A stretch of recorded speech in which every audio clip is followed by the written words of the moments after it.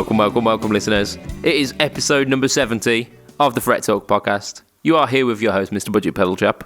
It's me, yo. And you're here with Mr. Matt Quine, Mr. Birthday Boy. Say hi. Hi. You're old. I am old. I'm really old. I'm depressed about it. Nah, you're not that old. No, I'm not. It's fine. It's just a number. It'll be grand. Yeah? Much like episode 69 was last week. And episode 70 is this week. Yes, they are just numbers. Just some of them are more fun than others. Indeed. Some are slightly more childish and immature than others. Yep. So, yes. It's not been long since we've casted, actually, because we casted quite late last week, and we're casting early this week. So, it feels almost redundant, but how are you, Matt? What have you been up to? Yeah, not bad. I gigged the night after we recorded last time. It was a good gig. Pretty standard, just party music. Good fun. Yeah. Not much to write home about. No different than most of the decent gigs that we have. No excitement, no damage to anything. So all was good. I mean, that's the best you can hope for, isn't it? Yeah. But it makes for terrible podcast news. Unfortunately, it does. Yeah. Did you ever get your because you had that outdoor gig where you had two pedals that fried, didn't you? Did you ever get those replaced? So I managed to get the 1 per decibel working again. Okay. I took it apart. So first time, basically, I just plugged it in, stood on the foot switch, and the light didn't come on. Okay. So I just unplugged it straight away and went, right, let's take it apart, take the back off, let it dry out, and then see. That one worked fine. The other one was the ABY box, which I assume basically because they were open, because there was only one in mono, there was an open jack socket, and I think the water probably got in there. I took that one apart, but because I haven't been running stereo, I haven't tried to put it back together yet. So it might work. So it could. I mean, we've got potential of it being like a twofer.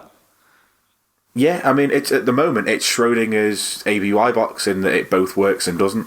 Well, yeah. Well, the last possible trial of it is it didn't work, but that's not to say it won't work. Exactly. Yeah. So yeah, I don't know about that one, but at least the 1 per, because that decibel is my make gooder the pedal I have on that just adds a bit to my clean tone. Yeah, because it's a buffer, isn't it? The decibel. Yeah, so it's a clean. You can use it as a clean boost or a buffer. I've got the gain right down. It doesn't really add any volume at all. It just adds some more warmth and niceness. Awesome. I've got 2 buffers myself. I haven't used them yet, and I don't think I want to because it takes up a space then, doesn't it? And if I know that I can't live without it, that's going to suck. If I didn't have a board the size that I've got, I'm pretty sure I would mount this on the underside of my board next to one of my power supplies. That is, I mean, that's a testament, that is, isn't it? Yeah. Yeah, I don't think I would run the Vox without that in front of it. If there's obviously I did for a couple of times when I was drying it out, but other than that, I wouldn't want to because it just adds a little bit of, like I say, a bit of warmth, a bit of just nice extra Tony goodness. Tony Goodness.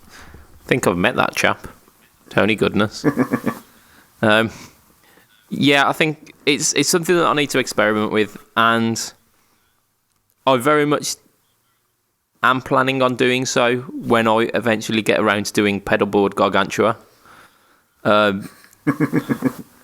But for now, that's kind of on the back burner. So yeah, I think I don't know. I might whip one of the because I've got a Frederick Effects Klon buffer, which is amazing. It's just this tiny little box, so you can stick it anywhere. I feel like this is content that we should have had in last week. It is definitely. Yeah, let's talk about muffs. So yeah, I've got the clon buffer, which apparently is supposed to be quite nice. I've also got a bright onion buffer as well, which along a very similar line. It's slightly bigger. It's in a 1590A enclosure, so you kind of standard mini pedal size. Is that the soap? Is that the clean boost? No, I've got one of those. That's just literally a clean boost pedal, and that's quite nice as well.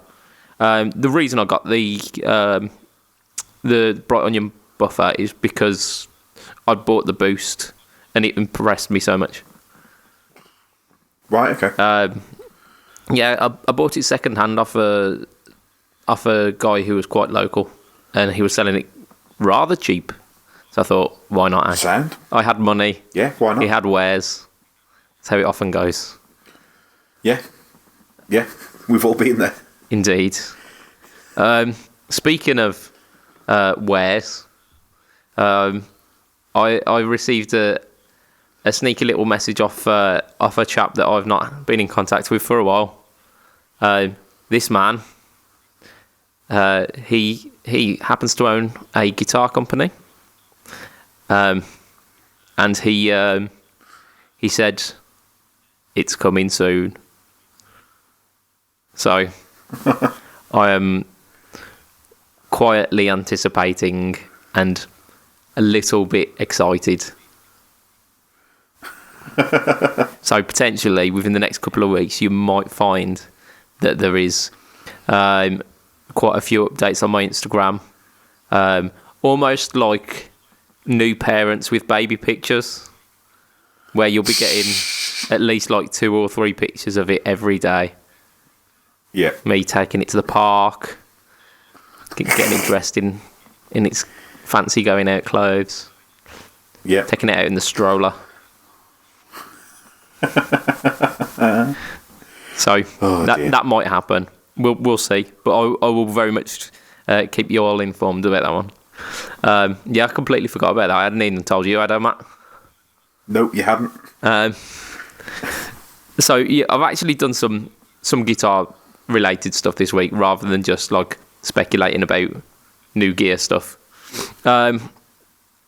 I pulled out my I pulled out my Telecaster with 2 neck pickups, the TE202, which originally had a humbucker in the neck, but then Mr. Fletcher said, no, this will not do. That's not how it... Yeah, so he decided to put 2 Tele neck pickups in it, and it's glorious. It is absolutely glorious. I forget how good that guitar is. I've been using it as a standard Telecaster pretty much, because it's got the mode where you can use it as a standard Telecaster or as a humbucker. Yeah. But I've pretty much been slamming it on that neck Tele pickup and leaving it there because it is so good. Yeah. I mean, I own a fair amount of Telecasters. I am not shy when it comes to the Telecasters. And no, you're definitely not. Yep. It's definitely top 3. Definitely top 3. If not, I mean, it's kind of straddling that line because my number one go-to is my TE212. Because that's the one that really made me love Telecasters.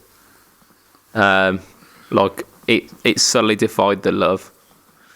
But the pickups in the 202 are probably better.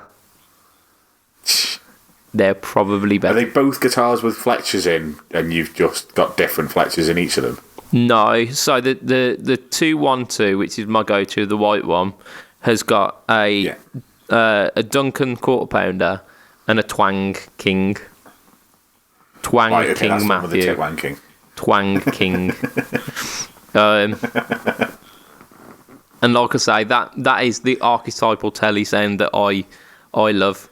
And the reason why I kind of collaborated with Ben to create the...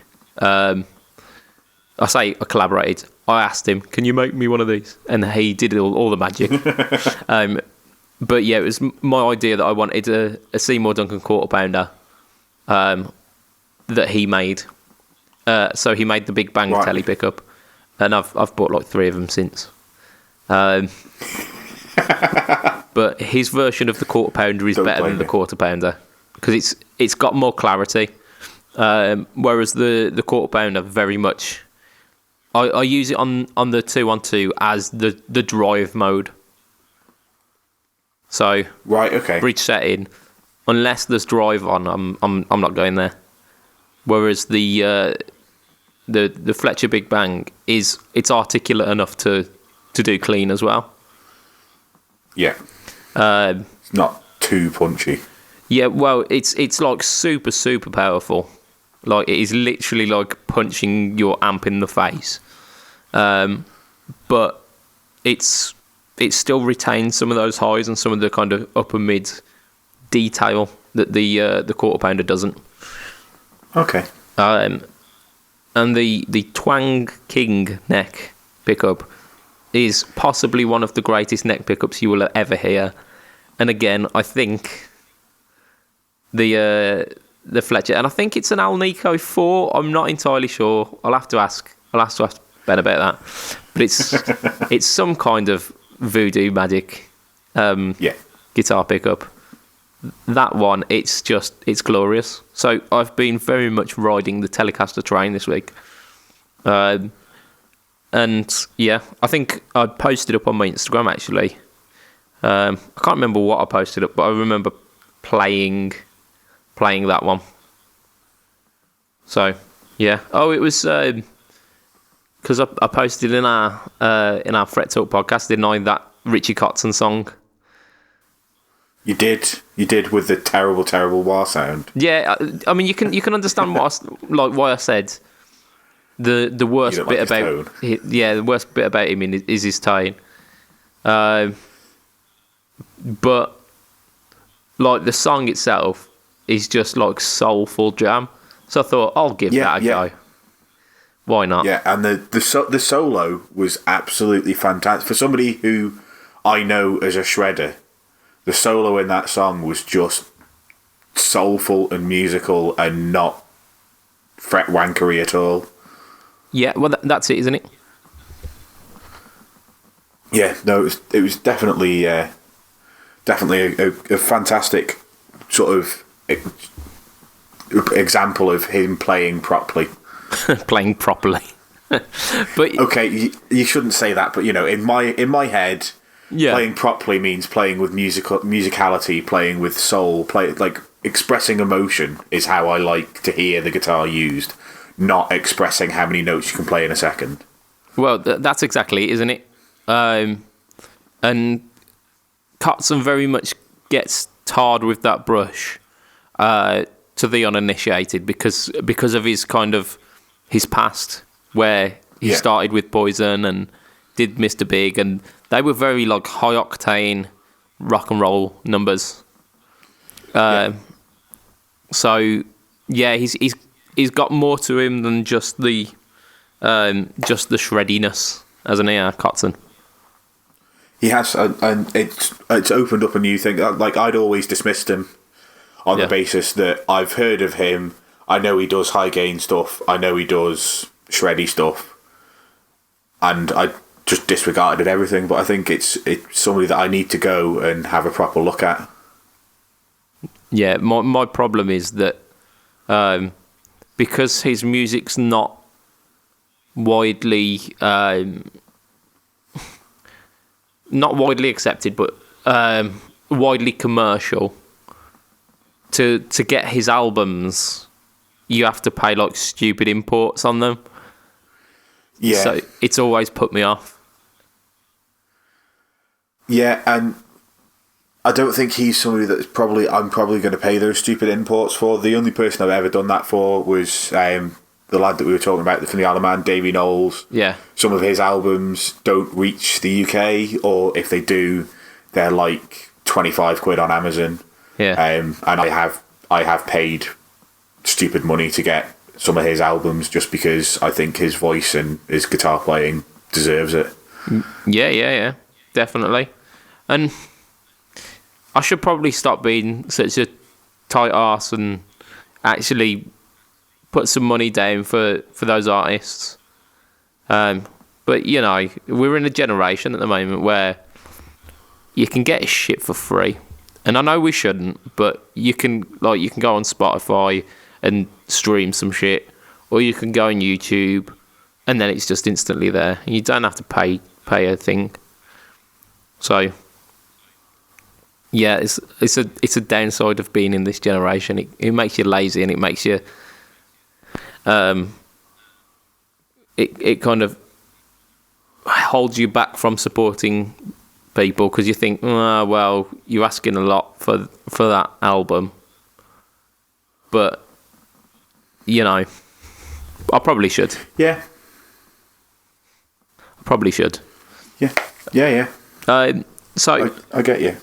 My kind of final thing for this week, I've whipped out the soldering iron again. So I'm on a roll now. I'm on a roll. Yeah, you're back into it. Back in the game. Like you were at the start of the year. Yeah, so back on a roll, churning out pedals. I've churned out like 2 within the space of a week, pretty much. So that's pretty good. I've repurposed a fuzz pedal into another fuzz pedal this week. So I received a broken fuzz pedal from a friend, and it was one of these Chinese company made ones, and it was like a muff style one. And the problem is it just didn't make any sense. So I got the circuit out and tried it, and then started jabbing at it, and eventually found out by like touching my finger on certain electronic components. Ow, that hurts. It was most likely the switch that was gone. But considering how cheap the pedal was anyway, and the switch wasn't a type of switch that I had to hand, I said to the guy, like, I could replace the switch. It'll probably cost you half of what you paid for the pedal. Because this is just me buying the parts. I'm not even worried about the labour for it. But then there's no guarantee that that's going to work. For that very same price, I'll make you a pedal that I know will work and will probably sound a little bit better than this one. And he was like, yep, sound, do that. So I resprayed the pedal. Been doing that over the last kind of couple of weeks, maybe three or 4 weeks. And I accumulated it all and got it all working last night. And it's that balls out fuzz thing again. It sounds awesome. Yeah. It's just smashing gain into more gain, pretty much. Gain on top of gain on top of gain. That's it. But every time I do a little test of them before, because I always give them a quick test before I send them out, I end up losing a good half hour. Because it's just one of those where it's really good at doing like kind of big monster riffs. It's that kind of fuzz pedal. Well, that's when you know that something is good, isn't it? If you lose half an hour and you're just sat there either riffing or shredding or, you know, do like whatever it is that you enjoy, if there's a pedal that, you know, you don't realise that you've missed, you think you've been going for 5 minutes and you've been going for half an hour, it's clearly got good tone. That's it. Then that's what it is. So I'll be happy to send this one off to my man. But I've got some other pedals of his actually to try to do some demos with. So when I get some chance, I'll demo them as well. But I've got a big backlog of pedals to demo at the moment. So we'll see how long that takes. He might eventually get them back. You never know. Maybe. Yeah, maybe. So we've got some news for this week anyway. We've got some news. We're kind of like a third of the way into the podcast. And we've got like a shed load of news. So let's just barrel straight into it. First one, Mad Professor. Are they the guys that you got the reverb from, was it? No, that was T-Rex. Oh, T-Rex. I get those two mixed up. Mad Professor. They're a company. Don't know where they're from. USA, maybe? Don't know. Somewhere. They've bought a pedal, or they've at least teased a pedal, called the Loud and Proud. Kind of black box with kind of coppery writing. So it's supposed to be based on a kind of a plexi sound, but it's not just your standard Marshall in a box pedal tone. This is the kind of the 4-input Marshalls, like the JMPs of yesteryear, the big rock tone, essentially. Like, you think of like artists like AC/DC and Hendrix, Led Zeppelin, all of these people will have had this sound. So they've kind of chased after that tone, and in doing so, they've gone down to the minute details. So apparently, their pedal is supposed to simulate the phase inverter, the push-pull stage, and the output transistor. So it all simulates in a way the way that they react. So it feels like you're playing one of those amps rather than just emulating it in the sound. Which okay. I'll believe it if I see it, but I've got no means of comparing it. So sure, why not? We'll just say yes rather than spending £1 million on one of those amps. Well, that's it. Yeah, it's essentially it's a cheaper way of affording a really sought after era of Marshall. I didn't bother writing down all of the controls of it, but there's basically like an EQ, so your bass, middle, treble, your gain, your master volume, your presence, but it's also got a separate foot switch, so it's like a dual pedal, and it's got another foot switch, and this foot switch can either be a boost pedal, kind of slamming into the front of it, or it can be a germanium fuzz. So very much kind of aiming at that classic 60s. Think of like Hendrix running a fuzz pedal into an already driving Marshall, and so they're definitely thinking about the situation. You think about this kind of description. What would you expect the product video to be, Matt? If you were to demo this pedal, what would you do? I mean, personally, I would play some form of Hendrix stuff. I would expect somebody to be playing Voodoo Child or something very similar to that kind of thing. Bit of like ringing open chords so you can hear how it is, and then slam the gain on for a bit of lead work. Yeah, you would think so, wouldn't you? You would think so. Yeah, that's how I would do it. So, the little thing in my notes here after all of the bump about the pedal itself says super shitty product video.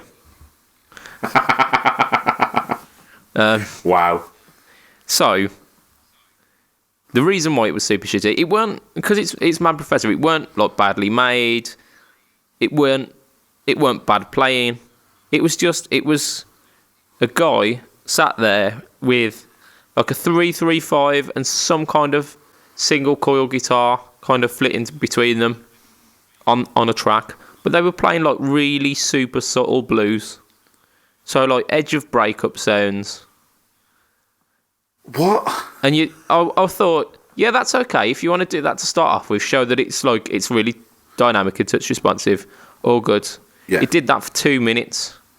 I waited and I waited and I waited for the gain to kick in, for that fuzz to be shown.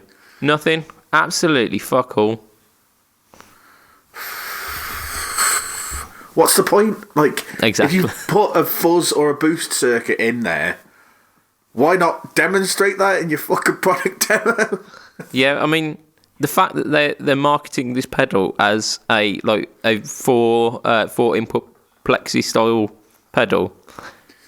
Yeah. Very rarely, Play when you some think of those, loud rock. yeah, you don't think of, oh, these are the perfect subtle blues amp. You think, no, this is like Zeppelin behind a wall of noise. This is, Yeah. Yeah. ah, Whereas that's mind. Like, why would you like? I know that you can use Marshalls for that warm bluesy tone, but that's not what like you say. Those 4-input Marshalls. You think of Angus Young. You think of Jimmy Page. You think of Hendrix. None of whom were subtle blues players. yeah, it was. They could do that, but they also did like in your face riffs. That's it. You wanted that wall of noise, yeah, and it.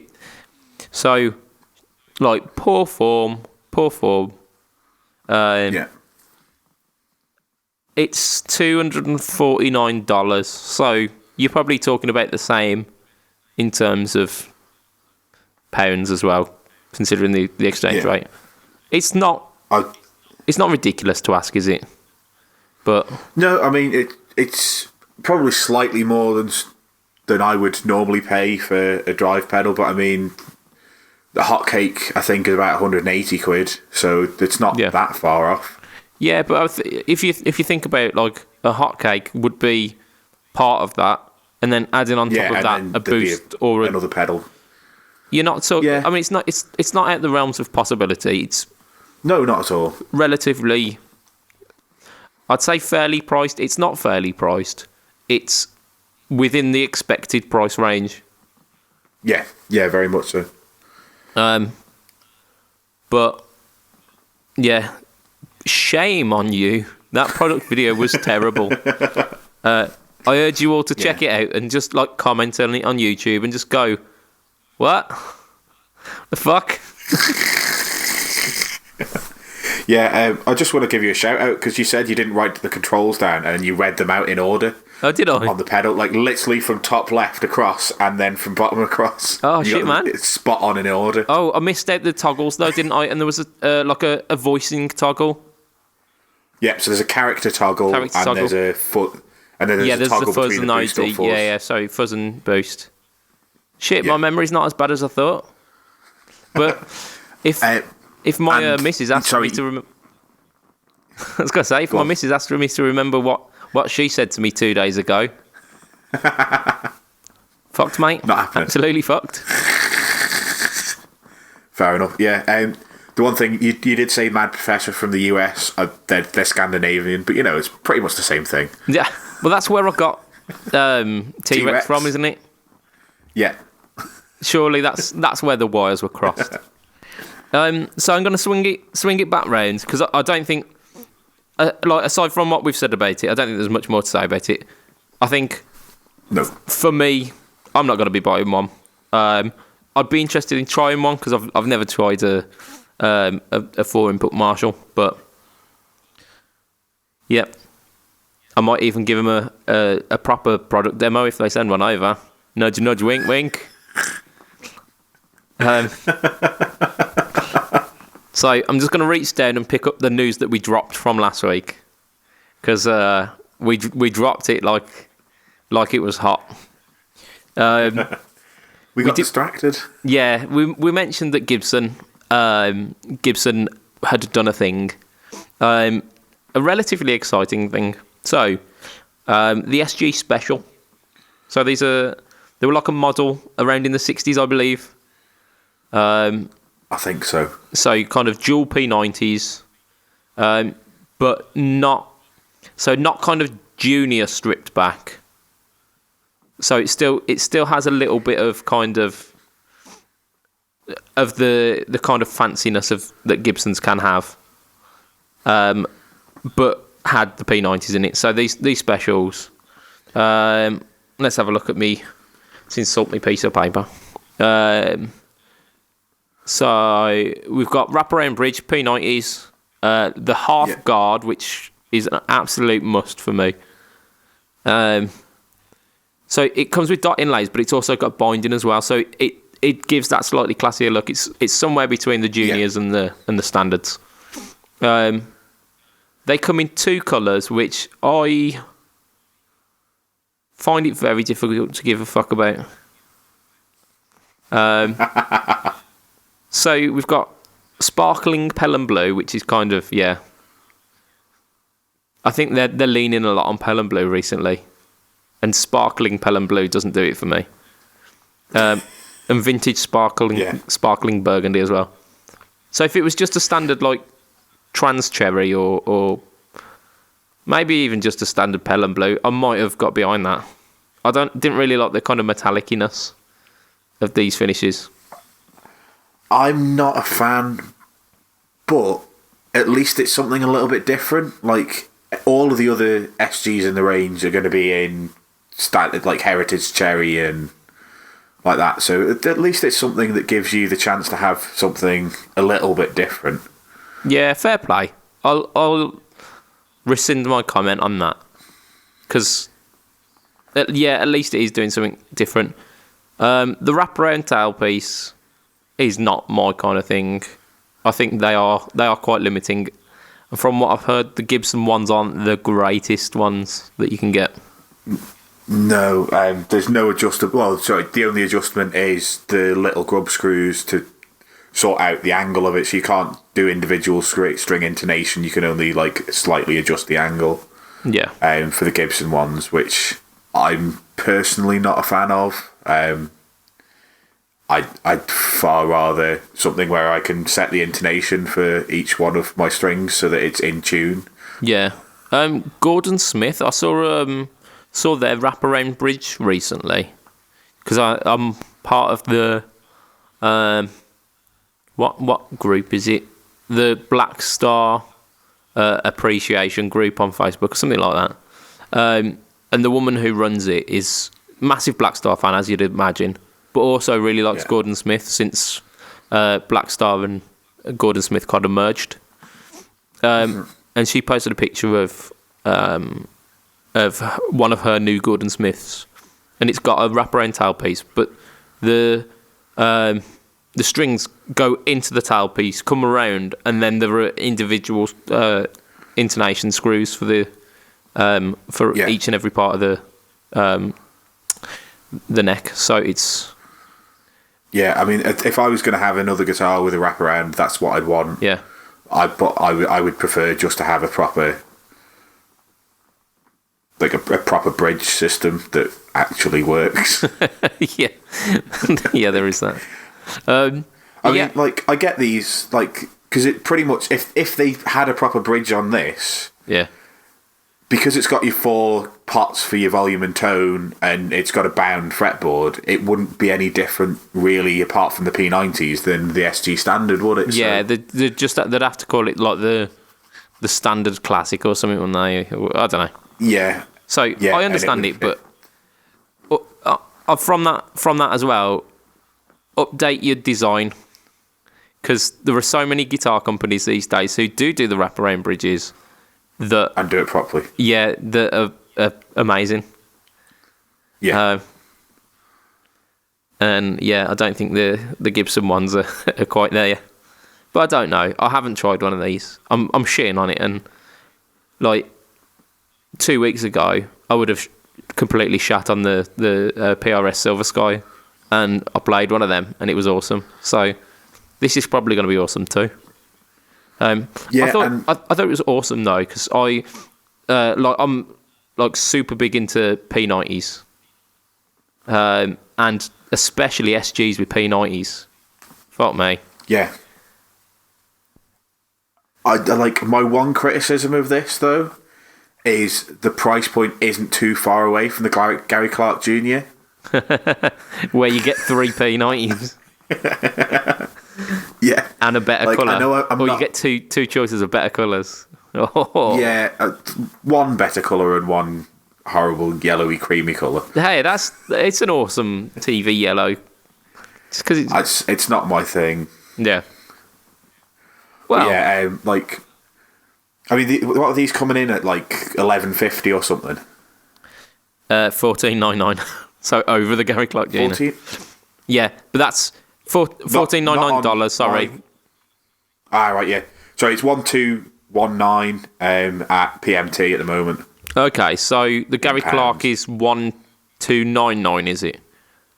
Yeah, so this is 80 quid cheaper. And you're missing out on a bridge system and a P90. There you go. I mean, 80 quid is about the price of a P90, isn't it? So it makes sense. It completely makes sense. Yeah. And you're getting a fancier finish. It's metallic red or metallic blue. Oh dear. Yeah. I like them. I'm positive towards them. I do want to try one, but I also want to try Gary Clark Jr. and I've not had a chance yet. You see, like, I kind of really want to be in a pop punk band. I've really got into that kind of music again. Yeah. And I think if I was going to do that, I wouldn't care about the bridge because it doesn't particularly matter if you're exactly in tune anywhere past the 7th fret because you never go past it. Yeah. And, like, P90s are perfect for. I think if I ever get round to setting one up with a couple of our mates that we keep talking about it and they're never doing it. If we ever got round to it, I think I'd want something like that. Yeah. But I don't think I'd want to use the Cabronita or the Variax or anything because I don't need any of the. Yeah, it doesn't need to be fancy. It just needs to be functional, doesn't it? Yeah, and like maple necks for pop punk, just a no. So the Cabronita's out. And yeah, I think just like something with P90s that you can just thrash around, and yeah, I think that guitar would be perfect for that. Absolutely. So we're going to move it on because the other company, Big F, they've got a couple of things this week, and I think looking at the time and looking at what we've got to talk about, that'll probably take us to the end. So the new segment that keeps on giving, the Parallel Universe. I think this is probably the final one. If it's not, it's got to be close. Maybe. I think there might be one more left, but I can't remember what it is off the top of my head. So if they are ending on this one, they're ending with a big bang. So this one's the Meteora. Yeah. So it's a bit of a strange one, isn't it? It's like a bit jazz mastery. I'd forgotten how weird it looked. Yeah. I remember it being a lot less weird looking on their press releases. So perhaps it's like gone through some more revisions since then. Possibly. I don't know. Like in my head, it wasn't quite as odd. Yeah. I thought it had a longer top horn as well, but apparently not. So I actually watched a couple of videos on this because I didn't think it would be fair to just shit on it. So it is weird. So essentially, it's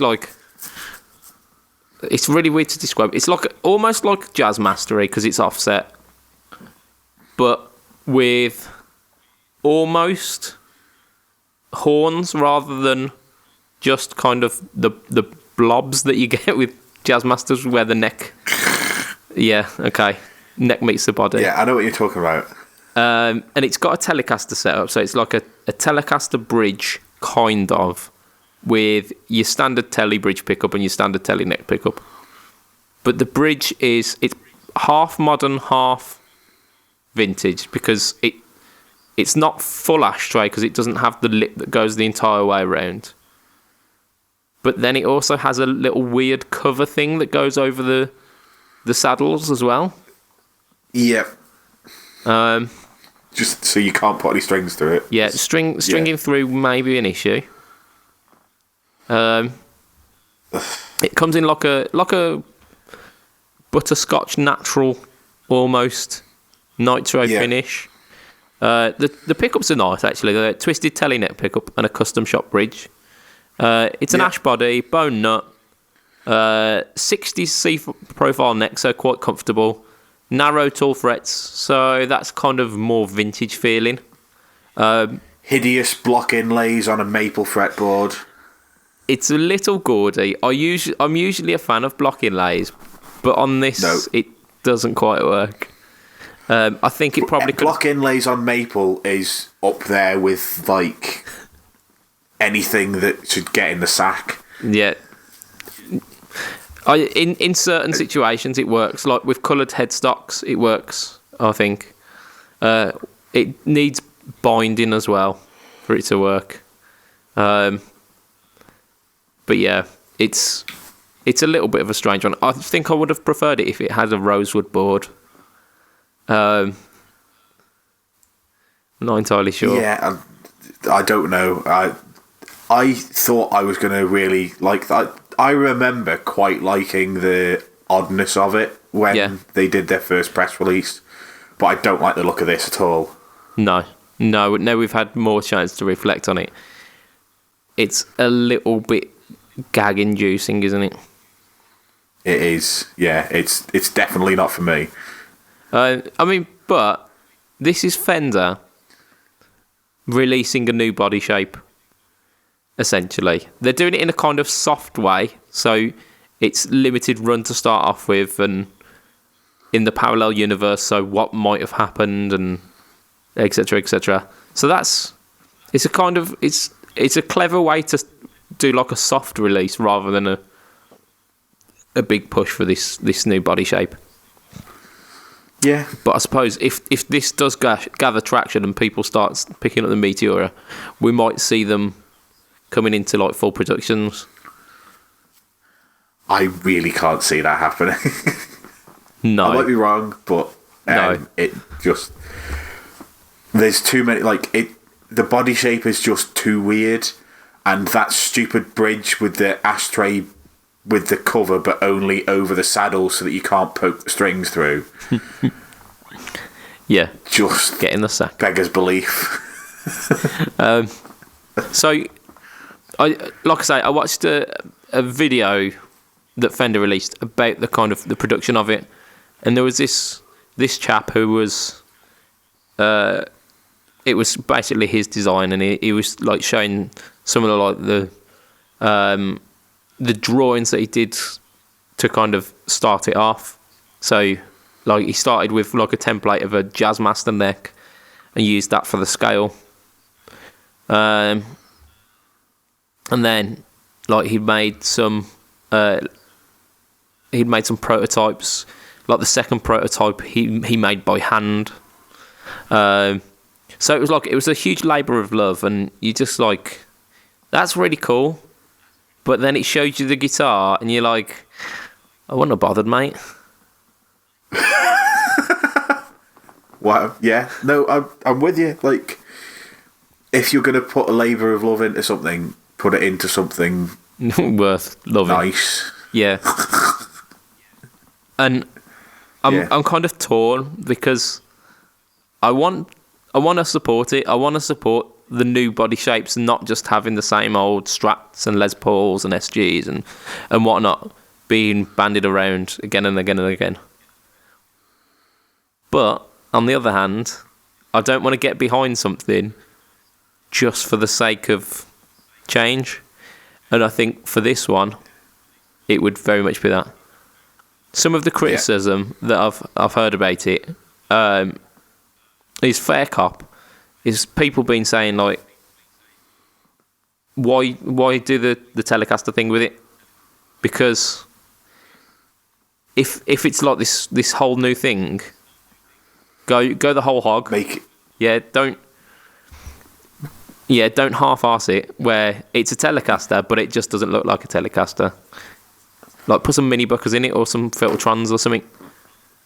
Yeah, but it's not even like, with the control plates the way it is, like, it's not a Tele control plate, which makes it definitely not a Tele, but it's Tele bridge, or broken Tele bridge with Tele pickups and a Tele. Yeah, yeah, you're right. It just, like, it needed to go a little bit further away. Yeah. I mean, like, say, mini humbuckers or I mean, I'm never going to use anything with mini humbuckers, but like I had an SG with mini humbuckers once, and it was fine. It sounded lovely. It was actually the way that the guitar played that didn't really excite me. The mini buckers sounded really good. Yeah, like, to be fair, I've never tried mini buckers, but I've like humbuckers are great. So why would I try mini buckers? Yeah, it's just a different flavour, isn't it? It's just a new thing. Yeah, like, I don't know. To be fair, I never ever tried a Filtertron style pickup until I tried my Cabronita, and I fell in love with them. So maybe I'm missing out, but It could be for you. I can't see it myself. Yeah. And the difficulty is they're so hard to come by that you can't just pick one up and try one. Yeah. There is a setting on the Variax though. What guitar's got? I take it I'd have to plug it in and change something to have mini. No. Special 2 and 4 position, I think. Firebirds. Right. Okay. But I changed the Les Paul setting, and I had the mini Bookers in position 2 and 4, I think. Instead of the P90s. Yeah, I believe I moved the P90s somewhere else. Or it might no. It was special that I moved. I took the Firebird out because I didn't want that, and I put a Les Paul body on it instead. Right. It still had the mini Bookers, so it was like the Les Paul Deluxe. Yeah. Because again, like I love the concept of them, but I've never been able to try one. Yeah, it's something I've never really thought about. So, Fender, not the only thing that they're purporting to show us this week. This one's a bit of a. I'm sure I saw it a couple of weeks ago actually, but so Midnight Series made in Japan.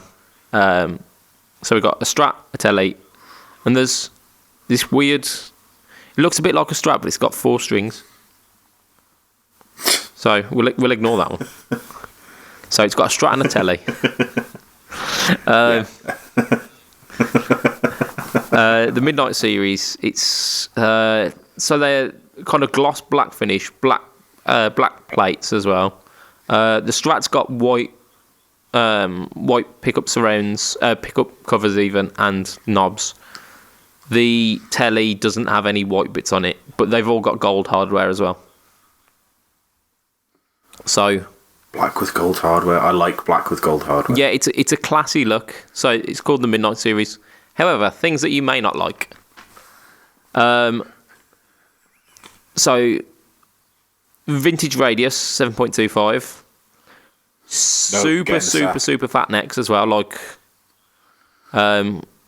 ridiculously fat. I think it was like U-shaped necks, which are the what series was it? The 70s player tellies I think had. Right, okay. Big fat U necks. Yeah, so they're coming in at $799. I don't know what pickups or anything like that. I don't think it said. But what are you saying? I'm saying if they're $799, why are they £911? Oh. That's ridiculous.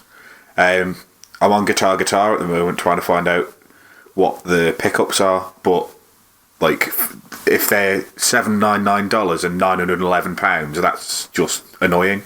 Well, Japan's closer to America than the UK? Yeah, maybe. The pickups, it just says vintage style single coil. Yeah, so they're nothing special. Yeah, it's going to be alright. I like the look of the guitars, don't get me wrong, but I don't think I'd pick them over, say, something else in that kind of 900 quid price point. Yeah, so 900 quid price better point. Things out there. The Ed O'Brien Strat was not much more than that. The Brad Paisley Telecaster, not much. I think these are around that same price. Yeah. So you're getting these kind of signature series ones for the same price as the Midge ones. Yeah, and like I know people like the made in Japan stuff. It's got a very good reputation, but obviously if they're only quoting them as vintage style pickups, they're not going to be the best, which means you probably end up changing them out. Yeah, and for something, for something that's that price. Yeah. I mean, don't get me wrong. Like I say, I like the look of them. I even don't mind the fact that there's like white plastic on a black guitar with black plates. I think the Strat still looks classy with those white pickups and the white knobs. Yeah. But yeah, I think at that kind of price point, I'm going to want something that I don't want to change. Whereas having pickups that you haven't even called anything other than vintage style leads me to believe that you're not confident that they're going to be the best. Yeah, and I don't want to spend another £100 on. Yeah, exactly. I don't particularly want to spend another £100 on a set of Fletchers if I'm buying a Strat. Yeah, for £900. Yeah. If it was a max kind of price point, you'd be like, yeah, okay, but it's not. It's for £1,000 you can get a fair bit. Yeah. So our final bit of news, and I think we should just have time for this. So, Reverend, they are a guitar company. They are. They're making quite big waves actually, especially recently with some of their releases. A couple of years ago, maybe they released the Tricky Gomez, which I can't tell you who Tricky Gomez is. I didn't know it was a signature model. I just thought it was one of their range. Okay. It might be. Maybe I'm reading too much into it. But the Tricky Gomez, which is it's like a semi-hollow. It's almost like if an SG and a 335 had a baby. Yeah. So it's kind of pointy horns, but semi-hollow. It's got a Bigsby and Filtertron style pickups as well. So it's got a little bit of Gretsch thrown in there as well. Our good friend Chris has got one. So you might be able to see that on the Gear Exchange this week, because I think he's actually getting rid of it because he's realised that it's a bit big. Chris is a smaller fella and doesn't particularly like the 335 size of the body. Yeah. So he's looking at moving it on. Yeah. He's buying a Strat, which you'll also be able to see on the Gear Exchange by Christmas time. About a month's time, yeah. Look out for a deluxe player Strat, something like that, is it? I don't know. Yeah, I can't remember. We'll link it up when he does. You'll grab yourself a bargain. When he puts it on there. So yeah, the Tricky Gomez, the one that our good friend Chris has got is like a dark burst. It's like a brown tobacco-y burst, isn't it? Yeah. And it's in a quite fetching kind of matte finish as well, which I quite like. And I think they released maybe another couple of colours, but now they're releasing some special edition versions, and I want to get these names right. So 4 colours. We've got Alpine Metallic. Have a guess what colour that is, Matt. Go on. Is it green? Yes, that's green. Okay, so Deep Sea Blue. What's that one? Is that blue? That one's blue. Yeah. Venetian Gold. Gold? Yep. Okay. Mulberry Mist. Like a burgundy? Close. Pink. Yeah, it's kind of like almost like faded pink colour. So we cut the bullshit there. So we've got like Alpine Metallic is like kind of like a muted green. We've got the Deep Sea Blue, which is like a rich blue. Venetian Gold, which is a gold top essentially, and Mulberry Mist, which is faded pink. And these are the 4 finishes. They are very, very limited though. There are only 10 of each colour available worldwide. Wow, that's not many at all. No, it's not. And if you add them all together, you would get 40. Yeah. There are quite a lot you of say people it's in the 40, world.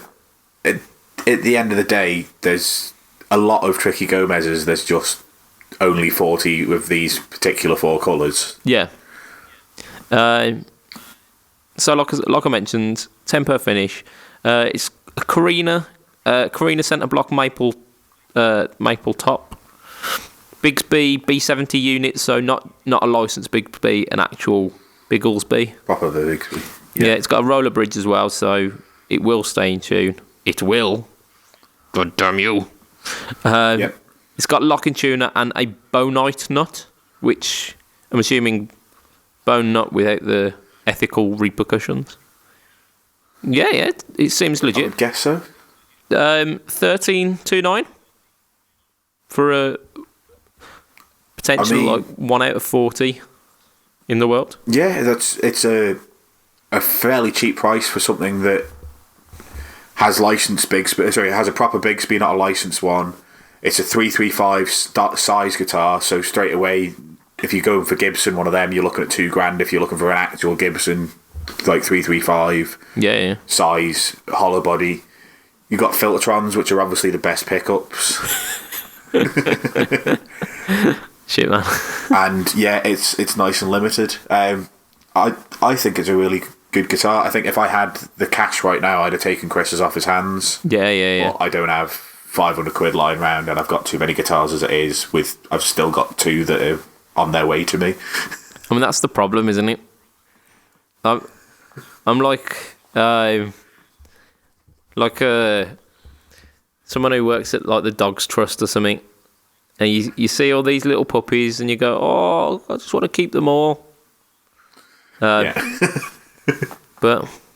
you can't do it. There's not enough space. Yeah, I've got too many guitars. Like, I'm now realising that I don't have room for all of the guitars that I've got. I don't want to get rid of any of them. Yeah. Like, I've got the Gretsch, which hasn't been out for about 3 months at this point. I've not touched the Pink Sparkle Strat in about 6 months. The SG, the Cabronita, and the Variax have all been gigged fairly recently, like in the last month or 2. Yeah. I've got all the guitars that I can't think of off the top of my head. I've got. I mean, that right there is telling, isn't it? That's a telling tale. But I've also got a Les Paul on the way that the Guitar Geek is like that I'm buying off the Guitar Geek, that I'm buying on like sort of like a finance thing. I'm paying him every month until I've paid it off, and then I'll get the guitar. I've got the Bolt Strat that I'm just waiting for now. So I don't need to be buying any more guitars. Like, I need to be selling some guitars. Yeah, I've come up to that realisation myself. I look at the corner which is designated for my guitar collection, and it doesn't hold all the guitars as is. And then I've got like 2 that are just hidden, stashed in the bedroom somewhere. And this isn't including like the guitars that are going to be coming. So yeah. You got 2 on the way from Bolt, or just 1? 2, yeah, 2. 2, yeah. I'd like to say it was a buy one get one free kind of deal, and if anyone asks, it was. Yeah. To be fair, for the price you paid, it might as well have been. Yeah. I mean, they're incredibly reasonably priced. And I've already got pickups for the one. I've already got Fletcher pickups, so it's already sorted for the one. And the second one, I'm. In fact, no, I should be ordering them because I sold some Damasio humbuckers recently. So there you go. I have the funds for the second one as well. Excellent news. Indeed. All's well. Now you just need to find somewhere to put the guitars. Yeah, that will be the problem. Trying to find them. yeah, trying to find space. I don't know. Maybe I could fashion one into like a lamp, or I don't know, like a coat stand or something. Make them practical. Make them work for me.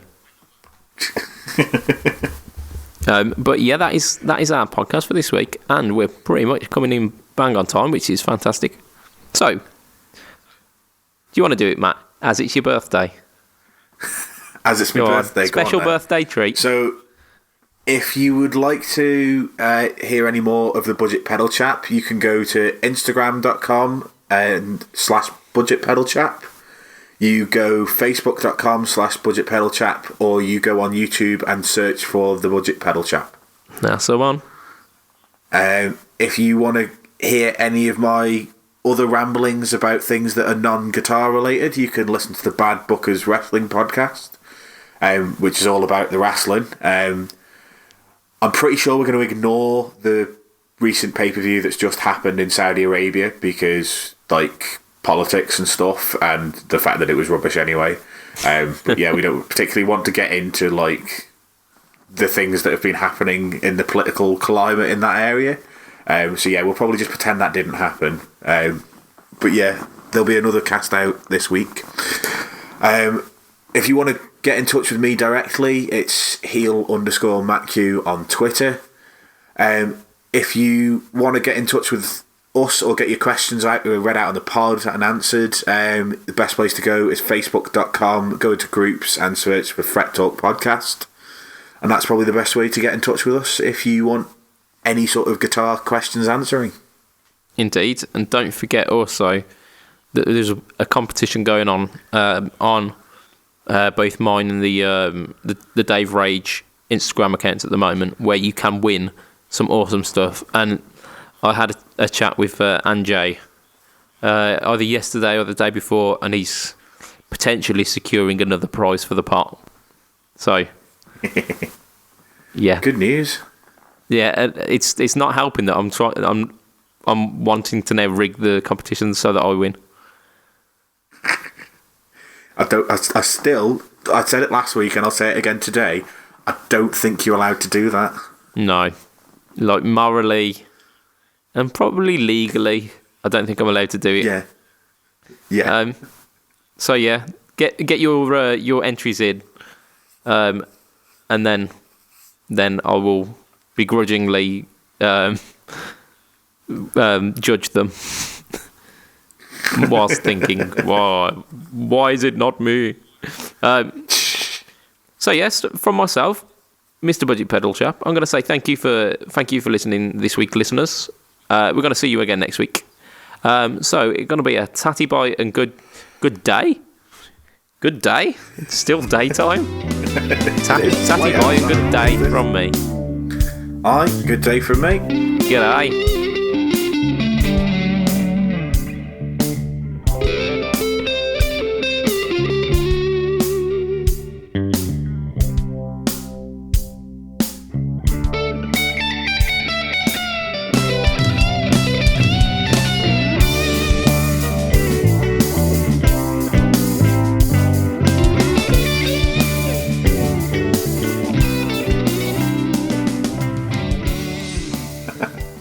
I still haven't told you could use it as a. I still haven't found out what Australians say for goodbye.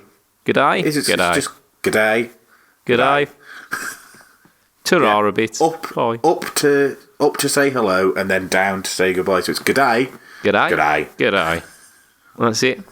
And every man is Bruce and every lady is Sheila. Exactly. It's the best system.